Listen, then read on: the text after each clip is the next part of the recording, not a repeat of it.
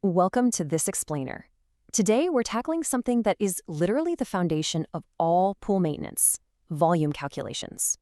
I'm super excited to get into this, because honestly, getting your pool math right is the exact difference between a crystal clear backyard oasis and, well, a non-stop frustrating battle with your water chemistry. So let's just jump right in. Ask yourself this, and be honest. Do you actually know how much water is in your pool? And no, I don't mean a rough guess or some number the previous homeowner just threw out there in passing. Because guessing is the absolute fastest way to ruin your setup. Here's the harsh reality of the situation. If you overestimate your volume, you're quite literally flushing money away on excess chemicals you don't even need.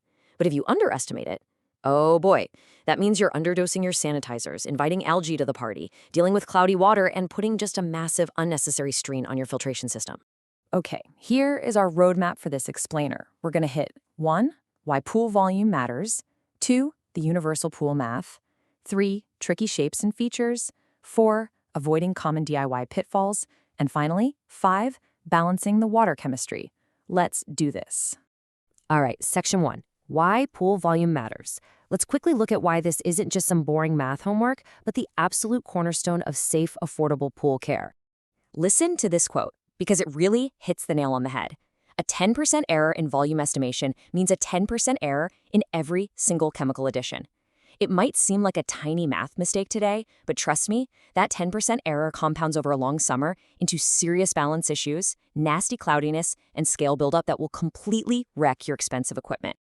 Moving right along to section 2, the universal pool math. To stop those compounding errors in their tracks, we need the formulas. And don't worry, it's really not as intimidating as it sounds.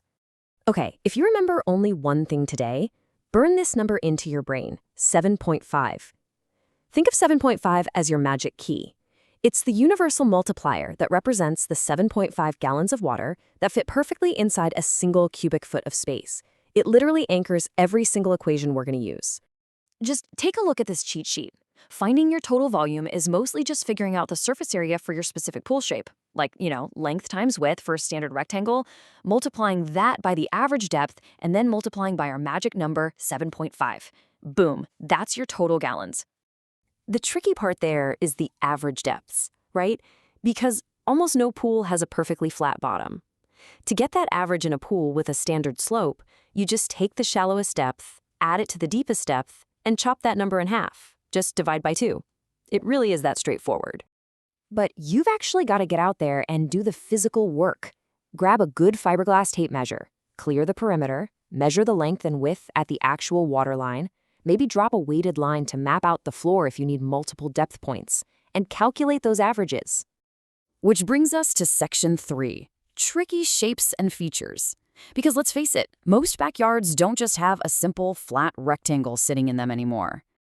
Look at these modern setups. We've got built-in steps, tanning ledges, raised hot tubs. All of these physical features displace water. That means you have to estimate their volume separately and subtract them from your total. If you forget to do that, your calculated volume is going to be way higher than what's actually there, which leads straight to overdosing your chemicals. Now, what if you have an irregular or kidney-shaped layout? There's an awesome shortcut for this called the 80% rule. You calculate the volume as if it were a standard rectangle, using the longest length and the widest width, and then you just multiply that final number by 0.80. That automatically shaves off the volume for those curved cutouts on the sides. Pretty clever, right? And if you're measuring a circular spa, our sources actually suggest treating it like an upside-down wedding cake. Because of the built-in seating, you want to separate the volume above the seat line from the volume below the seats. Calculate those two cylinders completely separately and add them up for a way more accurate count. Moving into section 4, avoiding common DIY pitfalls. Even when you've got all the formulas and shapes down perfectly, it's still incredibly easy for novices to stumble here. You absolutely have to avoid these common traps. The biggest offender? Measuring the pool wall height instead of the actual water depth. You gotta measure the water itself. And precision is key here. Use exact decimal feet. We're talking 25.75 feet, not just rounding up to 26, because rounding to the nearest foot, that can throw off your final number by hundreds of gallons. No joke. All right, home stretch. Section 5, balancing the water chemistry.